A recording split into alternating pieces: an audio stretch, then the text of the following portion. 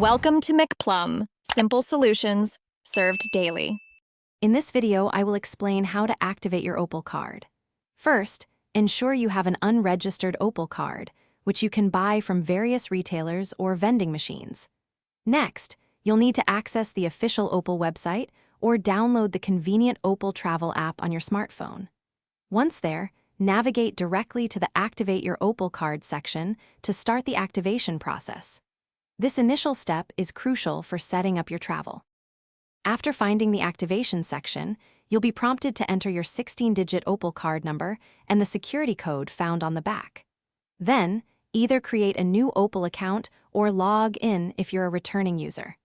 This account links your card for easy management. Finally, load an initial balance onto your card. Remember, adult cards typically require a minimum of $10 to start. Once activated and loaded, your Opal card is ready for use. When you begin your journey, simply tap on at an Opal reader. It's equally important to tap off with the same card at the end of your trip.